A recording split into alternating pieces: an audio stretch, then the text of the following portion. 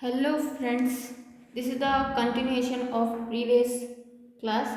So let's start it. The Rashtrakuta kingdom, the directly administered areas were divided into Rashtras, Visaya and Bhukti. So in Pala and Pratihara, the administered areas were divided into Bhukti and Visaya, and Bhukti is for province and Visaya is for district. But in Rashtrakuta, it was divided into three parts. One is Rashtra for province and Vishaya and Bhukti. The head of Rashtra was called Rashtrapati. Head of Rashtra was called as Rashtrapati, and he performed the same functions as the Uparika did in the Pala and Pratihara empire. So Uparika, what work did Uparika did? Basically, he collected the land revenue and maintained the law and order in the area. So this same function was done by Rashtrapati in Rashtrakuta Empire.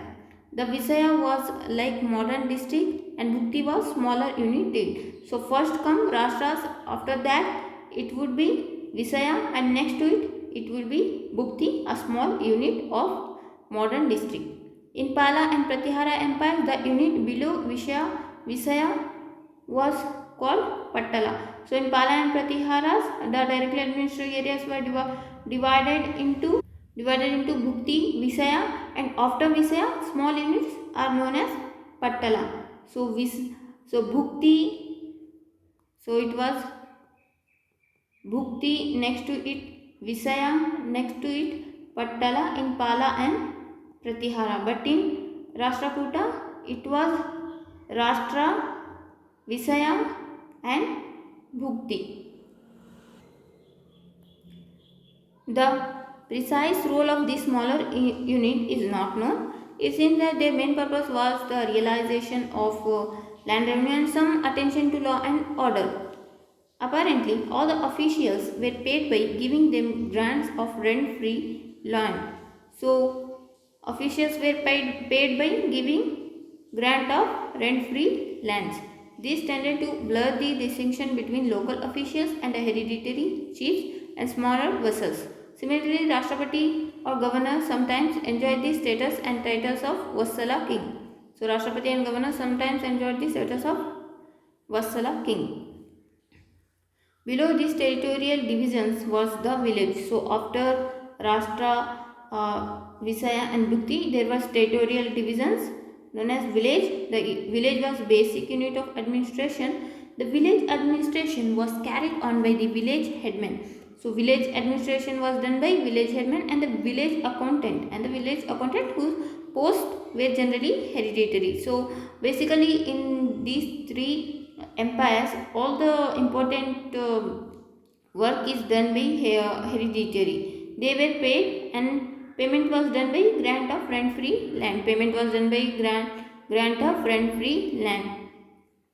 The headman was often helped in his duties by the village elders called Grama Mahajana or Grama Mahattara.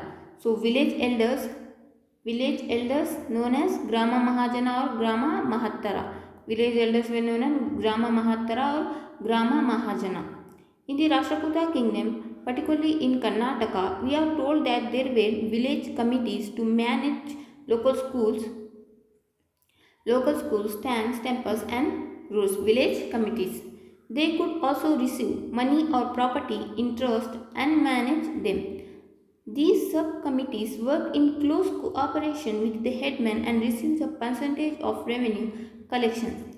Simple disputes were also decided by these committees. Towns had similar committees to which the head of trade guilds were also associated. Law and order in the towns and in areas in their immediate vicinity was the responsibility of Kashtapala or Kotwal, a figure made familiar to many stories. Kastapala or Kotwal. Kastapala or Kotwal. He is the head of trade guilds. Law and order in town and in areas in their immediate vicinity was he was Kostapala or Kotwal was basically for the law and order in towns and immediate areas or smaller areas, Kostapala or Kotwal. The important feature of period was the rise of Deccan of hereditary revenue officers called Nadgaundas or Desa Gramakutas.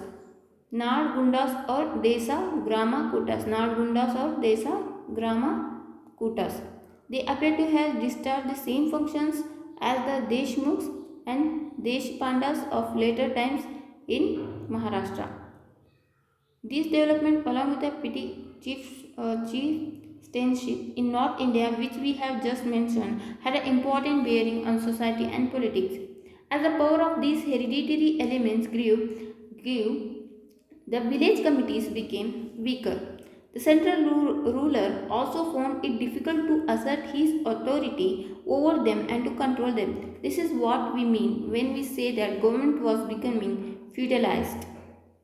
Another point to bear in mind in the relationship of state and the religion during the time. Many of the rulers of that time were devout of Shiva of Vishnu and they followed the teachings of Buddhism and Jainism. Buddhism was followed by Pala and in Pratihara it was basically Shiva and Vishnu, and in Rashtrakuta it was Vishnuism and also Jainism.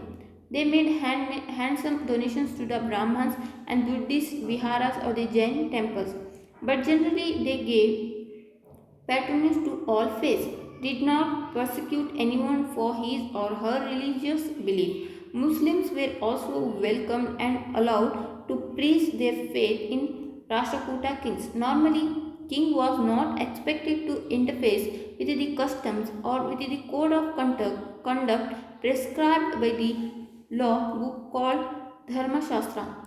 So in Rashtrakuta there was a law book called Dharma Shastra and king did not interface in the customs and code of conduct which was prescribed in the law book known as Dharma Shastra.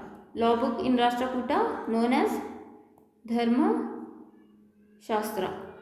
But he did have the general duty of protecting Brahmins and maintaining the division of society into 4 states and Varna. And in Rashtrakuta or in these three empires, there is also a division of society based on religion, or 4 Varnas. The Purohits was expected to guide the king in these matters. But it should not be thought that the Purohita interfered with the state affairs or dominated the king. Medha Tithi, the foremost expounder of Dharma Shastra,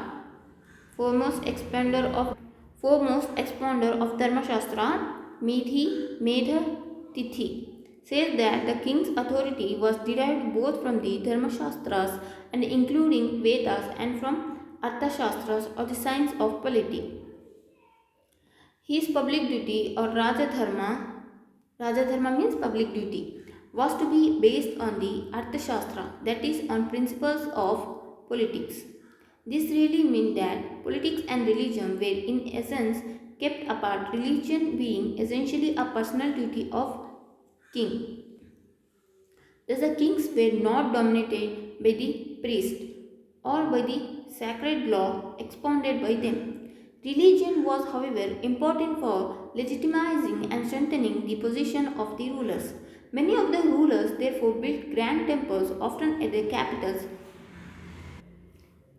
and gave handsome land grant for the maintenance of the temples and to the Brahmins. So this is end for second chapter of medieval Indian history book of Satish Chandra. So if you like this session, then do please like, share and subscribe. And next chapter, that is third chapter, I will cover that in the next class. Thank you.